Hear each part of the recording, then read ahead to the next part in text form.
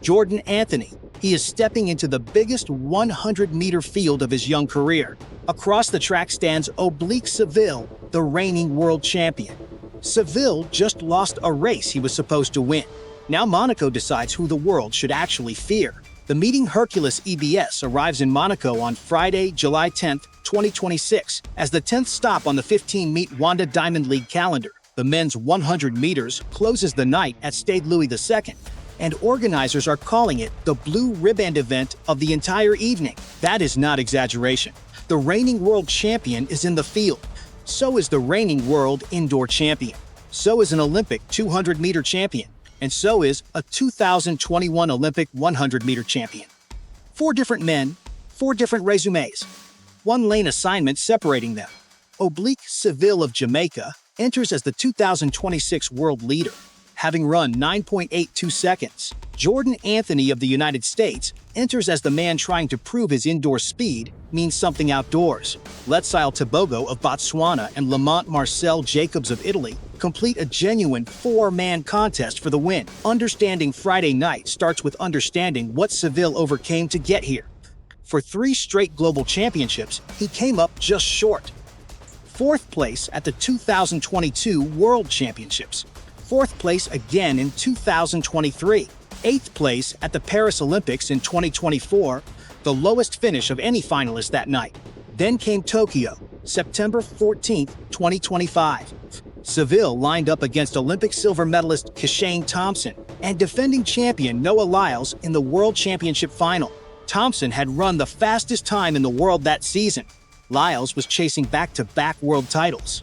Seville was the quiet name in the conversation, the man who had never finished better than 4th on a global stage. He crossed the line first in a personal best 9.77 seconds, becoming the first Jamaican man to win the world 100-meter title since Usain Bolt. Thompson took silver in 9.82. Lyles settled for bronze in 9.89.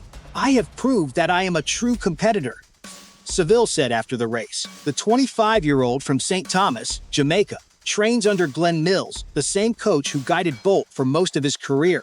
This season, Seville has looked like a man with nothing left to prove. On June 19th, he won his first ever Jamaican national title, running a world-leading 9.82 seconds at the National Stadium in Kingston. But 2 weeks later, at the Prefontaine Classic on July 4th, Seville was beaten. Nigeria's Kayinsola Ajayi ran 9.84 seconds to win, with Seville second in 9.89. Seville still holds the world lead. He is still the man everyone in Monaco is chasing. But for the first time all season, he arrives as a champion with something to answer for. Jordan Anthony did not grow up dreaming about the 100 meters. He grew up catching passes as a wide receiver at the University of Arkansas, splitting his fall Saturdays between football and track. Coaches saw the football speed and wondered what it could do on a straight, uninterrupted track. Once he committed fully to sprinting, the results arrived fast. He won the 2025 NCAA Outdoor 100-meter title and captured the Bowerman Award, the top individual honor in college track and field. Weeks later, he gave up his remaining college eligibility to turn professional.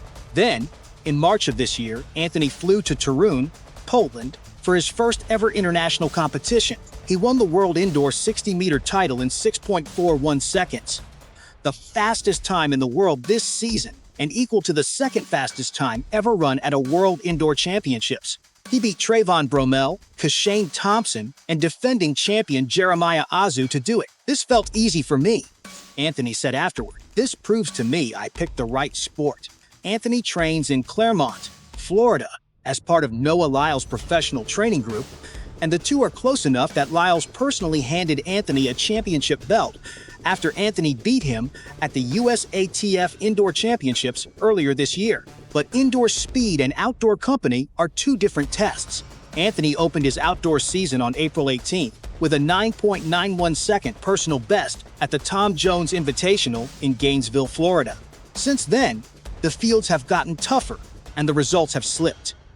He finished 4th at the Rome Diamond League on June 3rd in 9.96 seconds, then 5th at the Paris Diamond League on June 28th in 9.99 seconds, behind Trayvon Bromell, Noah Lyles, Marcell Jacobs, and Akani Simbine. Anthony currently sits 9th in the world rankings. Monaco is his chance to show that Paris was a setback, not a ceiling. Seville and Anthony are not racing alone. Letsile Tebogo, Botswana's Olympic 200-meter champion, arrives after finishing second in the 200 meters at the Prefontaine Classic, running 19.93 seconds behind American Tate Taylor's 19.75. Tebogo is more known for the turn than the straightaway, but he has the top-end speed to trouble anyone in this field over 100 meters. And Monaco gives him a chance to answer his own questions on a distance that is not technically his specialty. Then there is Lamont Marcell Jacobs. The 2021 Olympic champion has looked like a completely different sprinter in recent weeks. On July 1st, at the Austrian Open in Eisenstadt, Jacobs ran 9.67 seconds with a heavily wind-aided tailwind, the third fastest 100 meters ever recorded in any conditions, trailing only 2 runs by Usain Bolt. His legal season best of 9.96 seconds, run in Paris, still counts for Monaco, but the form underneath it is impossible to ignore. "I'm improving with every race," Jacobs said after Eisenstadt. He is chasing a 3rd straight European title in Birmingham next month, and Monaco is his final tune-up. American Sam Blaskowski, who ran 9.89 seconds in May to become the fastest white sprinter in history, makes his first career Diamond League 100-meter appearance in this same field. Strip away the resumes in Monaco, comes down to a handful of very specific questions. Can Seville answer the Prefontaine loss immediately on a different continent against a field that has never seen him rattled? His entire 2025 season proved he peaks when the pressure is highest. Eugene did not go his way. Now the sport wants to know if that was an off day or the start of a pattern. Can Anthony close the gap that opened in Paris? 9.99 seconds was not a bad run. It was 5th place in one of the deepest fields assembled all year, and it came against 3 men who have all broken 9.92 seconds this season. But a world indoor champion built his reputation on explosive starts over 60 meters. And the 100-meter distance asks a different question in the final 30 meters, where top-end speed matters more than the initial burst. His 9.91 second personal best in April proved the raw speed exists. Rome and Paris proved that raw speed alone is not enough against this level of company. Monaco will show whether Anthony's indoor engine translates over the full distance against the very best in the world, or whether he still needs more outdoor rounds before he can consistently live in this range. And what does Jacobs do with a 9.67 seconds in his legs, even an unofficial one? Wind-aided times do not count for records, but they tell you what a body is capable of on a given night. If Jacobs finds anything close to that form with a legal breeze in Monaco, he turns a 3-man conversation into a 4-man race. This is also the first time all season that Seville and Anthony have shared a start line in the 100 meters. Seville skipped Rome and Paris. Anthony was not in the field at the Jamaican Championships or at Prefontaine.